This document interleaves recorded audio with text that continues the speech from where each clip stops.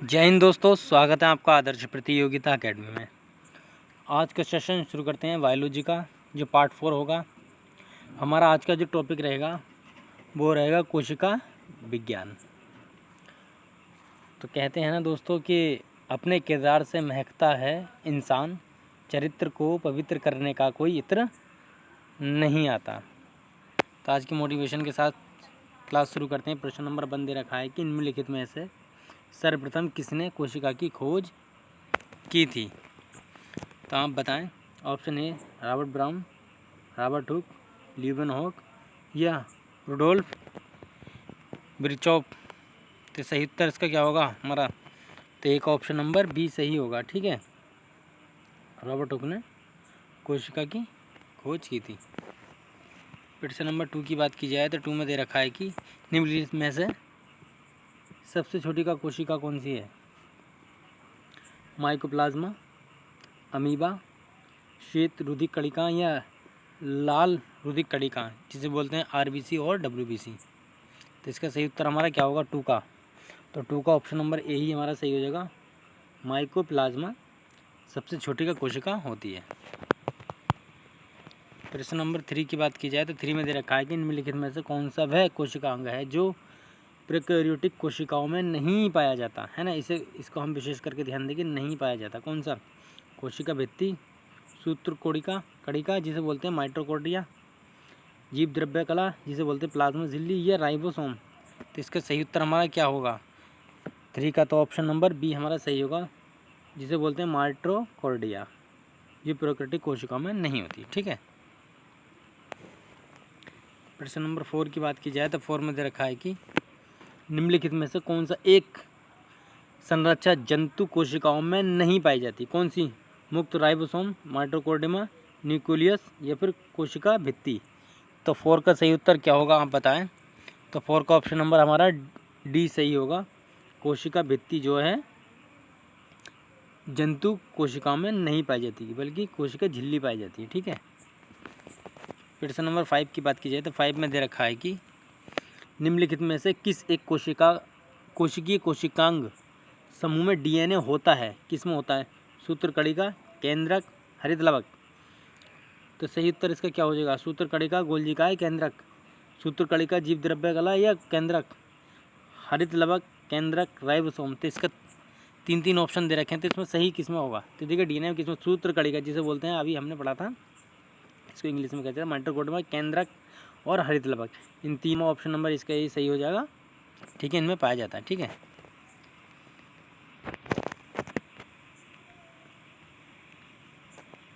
प्रश्न नंबर 6 की बात की जाए तो 6 में दे रखा है कि निम्नलिखित में से किस कोशिका अंग में डीएनए होता है?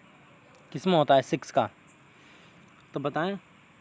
गोल्जी उपकरण जिसे बोलते हैं गोल्जी एपरेटस, माइटोकॉन्ड्रियन, लाइसोसोम या अंतर्द्रव्य जालिका जिसे बोलते हैं एंडोप्लाज्मिक रेक्टिकुलम जिसे बोला जाता है। तो इसका सही उत्तर क्या हो जाएगा 6 का? तो 6 का हमारे उत्तर हो जाएगा ऑप्शन नंबर बी, माइटोकॉन्ड्रिया। ठीक है, इसमें कोशिका का डीएनए होता है। ठीक है। प्रश्न नंबर 7 की बात की जाए तो 7 में दे रखा है कि यूकैरियोटिक कोशिकाओं में प्लाज्मा झिल्ली किससे बनी होती है ना। प्लाज्मा झिल्ली किससे बनी होती है? ए दे रखा फास्फोलिपिड से, जिस लिपोप्रोटीन से, फास्फोलिपोप्रोटीन से या फिर फास्फोप्रोटीन से। तो इसके सही उत्तर 7 का क्या हो जाएगा? तो ऑप्शन नंबर हमारा सी सही हो जाएगा, फास्फोलिपोप्रोटीन से बनी होती है। ठीक है। यूकैरियोटिक कोशिकाओं में प्लाज्मा झिल्ली जो बनी होती है ये होती है फास्फोलिपोप्रोटीन से। ठीक। प्रश्न नंबर 8 की बात की जाए तो 8 में दे रखा है कि कोशिका का जीवित अंश जीव द्रव्य जिसे बोलते हैं प्रोटोप्लाज्म कहलाता है। क्या कहलाता है? ये बना किससे होता है ये पूछ रहा है। तो ऑप्शन नंबर ए दे रखा है, केवल कोशिका द्रव्य जिसे बोलते हैं साइटोप्लाज्म, कोशिका द्रव्य और केंद्रक, केवल केंद्रक, या फिर ऑप्शन नंबर डी दे रखा है केंद्रिका द्रव्य, केंद्रक द्रव्य या फिर अन्य कोशिका अंग। तो 8 का सही उत्तर हमारा क्या हो जाएगा? तो हमारा 8 का डी ही सही हो जाएगा। कोशिका द्रव्य, कोशिका केंद्रक और अन्य कोशिका अंग, है ना।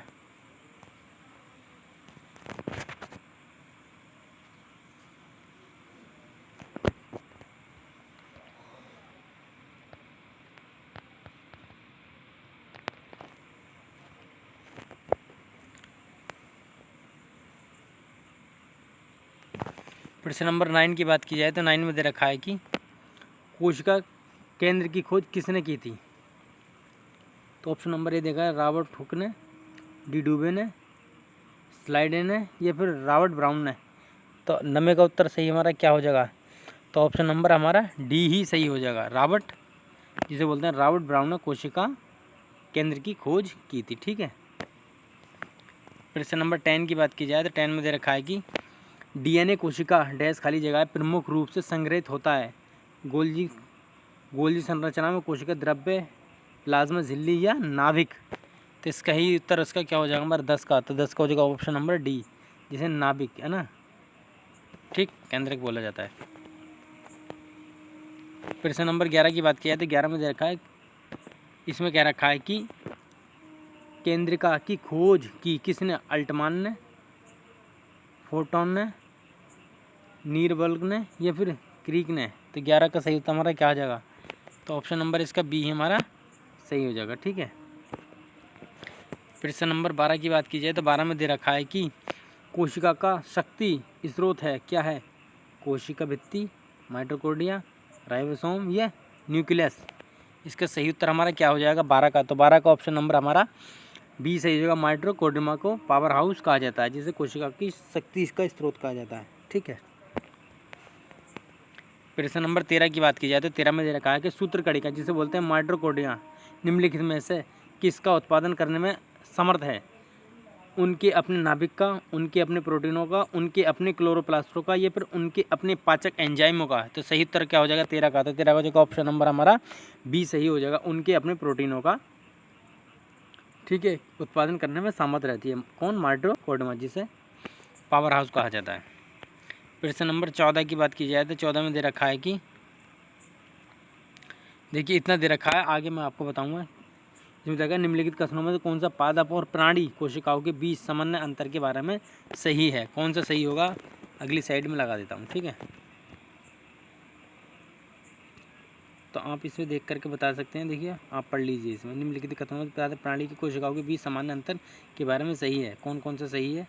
देखो इसमें दे रखा है ना, आप पहले पढ़ लो, तीनों दे रखे हैं, फिर उसके बाद बताना। ठीक है। इसमें दे रखा है पादप कोशिकाओं में सेलुलोज कोशिका भित्ति होती है, जबकि प्राणी कोशिकाओं में केवल वह नहीं होती है ना। इसमें देखिए दे रखा सेलुलोज की, इसमें पादप कोशिकाओं में, ये कहीं ना कहीं हमारा सही है। ठीक है, ऑप्शन नंबर ए तो हमारा सही है। पादप कोशिकाओं में प्लाज्मा झिल्ली नहीं होती, यानी पादप कोशिकाओं में प्लाज्मा झिल्ली नहीं होती, जबकि उसके विपरीत प्राणी कोशिकाओं में होती है, ये गलत है। जबकि यार ये तो, और दूसरे दे रखा है कि परिपक्व पादप कोशिकाओं में एक बृहद राजधानी होती है, जबकि प्राणी कोशिकाओं में अनेक छोटी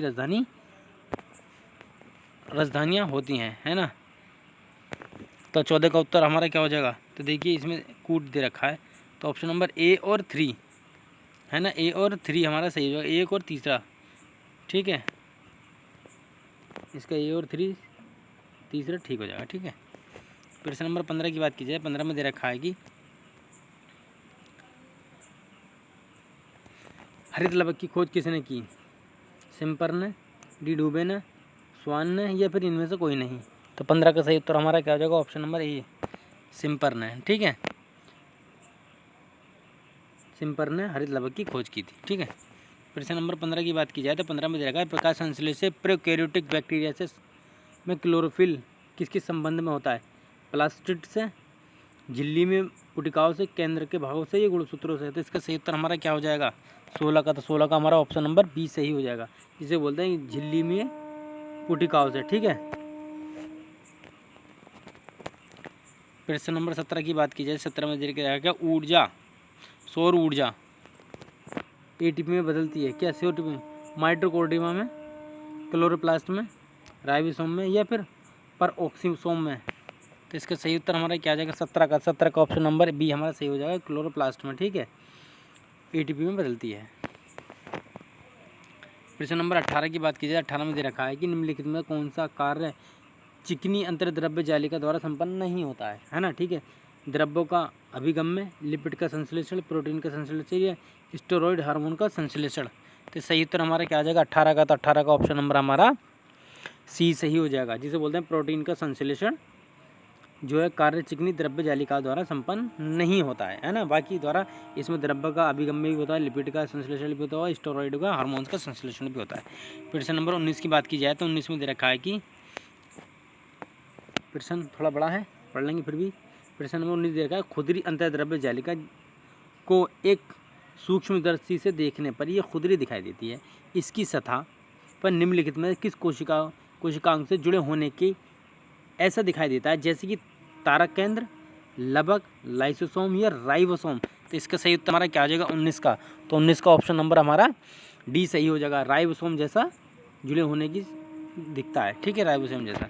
प्रश्न नंबर 20 की बात की जाए तो 20 में दे रखा है कि चिकनी अंतर्द्रव्य है ना जालिका के अनुपूरक कार्यों में से एक कार्य है कौन सा? प्रोटीन संश्लेषण, लिपिड संश्लेषण, जैव अणुओं का संश्लेषण, जैव अणुओं का भंडारण या फिर विषैले पदार्थों का निर्विषीकरण। तो सही उत्तर हमारा 20 का सही क्या हो जाएगा? तो 20 का ऑप्शन नंबर हमारा डी ही सही हो जाएगा, विषैले पदार्थों का निर्विषीकरण है ना। ठीक है, प्रश्न नंबर 21 की बात की जाए तो 21 में देखा है कि कोशिका का ट्रैफिक पुलिस किसे कहा जाता है?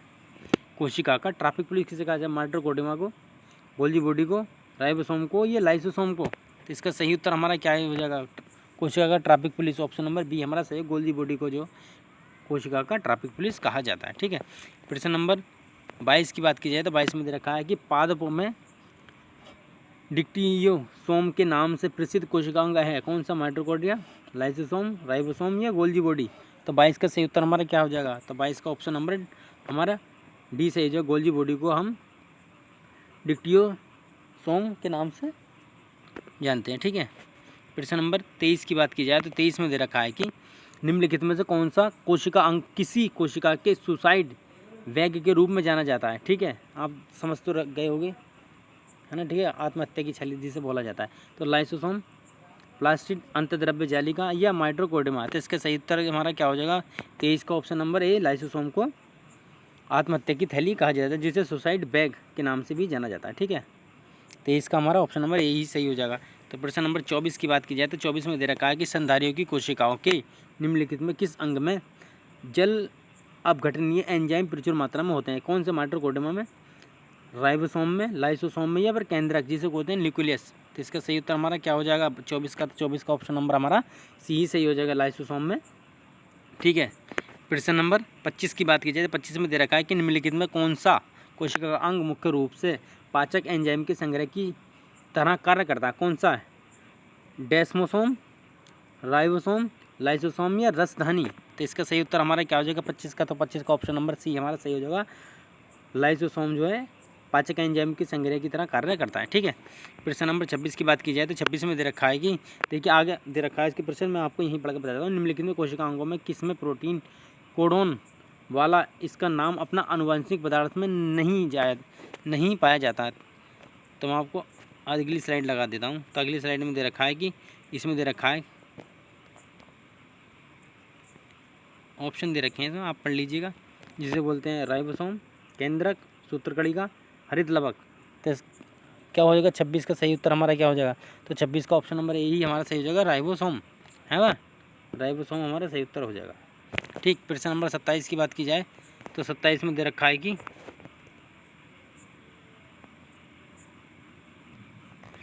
तो 27 में दे रखा है कि राइबोसोम का मुख्य कार्य क्या है? राइबोसोम का मुख्य कार्य क्या है? कोशिका विभाजन का नियंत्रण करना, कोशिका के कार्यों का नियंत्रण करना, प्रोटीन संश्लेषण करना, हार्मोन्स का स्त्रावर करना। तो सही हमारा क्या हो जाएगा 27 का? 27 का ऑप्शन नंबर हमारा सी सही हो जाएगा, प्रोटीन का संश्लेषण करना राइबोसोम का मुख्य कारण है ना। ठीक है, प्रश्न नंबर 28 की बात की जाए तो 28 में दे रखा है कि पादप कोशिकाओं में स्फूर्ति और कठोरता किसके द्वारा प्रदान की जाती है? राइबोसोम, माइटोकॉन्ड्रिया, गोल्गी उपकरण या कोशिका के रस से भरी राजधानी के द्वारा? तो इसका सही उत्तर हमारा 28 का क्या हो जाएगा? तो ऑप्शन नंबर डी हमारा सही हो, कोशिका रस से भरी राजधानी के द्वारा हमारे स्फूर्ति और कठोरता द्वारा प्रदान होती है इसके द्वारा। ठीक है, प्रश्न नंबर 29 की बात की जाए तो 29 में दे रखा है कि जंतु में सूत्र विभाजन की खोज किसने की थी? वाल्टर फ्लेमिंग ने, फॉर्नर तथा मूरो ने, हैक्सले ने या पुरकिंजे ने? तो सही तो हमारा क्या हो जाएगा 29 का? तो 29 का ऑप्शन नंबर हमारा यही सही हो जाएगा, वाल्टर एवं फ्लेमिंग ने जंतु में सूत्र विभाजन की खोज की थी। ठीक है, प्रश्न नंबर 30 की बात की जाए तो 30 में दे रखा है कि क्षतिग्रस्त ऊतकों की वृद्धि और मरम्मत में क्या शामिल है? केवल सूत्री कोशिका विभाजन, सूत्र और अर्ध सूत्री कोशिका विभाजन दोनों, केवल अर्धसूत्री कोशिका विभाजन या केवल असूत्री विभाजन कोशिका। तो इसका सही उत्तर हमारा 30 का क्या हो जाएगा? तो 30 का ऑप्शन नंबर ए ही हमारा सही हो जाएगा। ठीक है, केवल सूत्री कोशिका विभाजन। ठीक है, प्रश्न नंबर 30 हो गया, ये 31 होगा हमारा। ठीक है, 31वां प्रश्न होगा। 31वें तरह का समसूत्री विभाजन जिसे बोलते हैं माइटोसिस। सबसे छोटी का अवस्था है क्या? पूर्णावस्था, मध्यावस्था, पश्चावस्था या अंत्यावस्था। तो इसका सही उत्तर हमारा क्या हो जाएगा? 31 का। तो 31 का ऑप्शन नंबर बी हमारा सही हो जाएगा। मध्यावस्था जो है हमारे समसूत्री विभाजन में सबसे छोटी अवस्था है ना। प्रश्न नंबर 32 की बात की जाए तो 32 में दे रखा है कि अर्धसूत्री विभाजन को सर्वप्रथम किसने देखा? कोलिकलर ने, पोर्ट ने, फॉर्मूले ने, मूरे ने तथा ऑस्कर फ्रेडिंग ने। तो सही उत्तर हो जाएगा 32 का हमारा ऑप्शन नंबर हमारा डी सही हो जाएगा। ठीक है ना, ऑस्कर हर्विग ने। ठीक, प्रश्न नंबर 33 की बात की जाए तो 33 में दे रखा है कि अर्धसूत्री विभाजन में सबसे लंबी अवस्था क्या है? पूर्णावस्था, मध्यावस्था, पश्चावस्था, अंत्यावस्था। तो देखिए उससे मिला जुला प्रश्न है, तो 33 का ऑप्शन नंबर ए ही हमारा जगह सही हो जाएगा, पूर्णावस्था। ठीक है, अंतिम प्रश्न है, लास्ट प्रश्न, इसका सही से पढ़ा उत्तर देते हैं। ठीक है, इसमें दे रखा है एक कोशिका जीवों की स्थिति में अतिरिक्त जल और अपशिष्ट के निष्कासित करने में निम्नलिखित में कौन सा कोशिका अंग एक भूमिका निभा सकता है? लाइसोसोम, धानी वैक्यूल, गोल्जी काय या फिर अंतर्द्रव्य जालिका। तो इसका सही उत्तर हमारा क्या हो जाएगा? लास्ट प्रश्न, तो ऑप्शन नंबर बी हमारा सही हो जाएगा, धानी जिसे वैक्यूल कहते हैं। तो मिलते हैं दोस्तों अगली क्लास में। इतनी ही आज की क्लास थी। जय हिंद।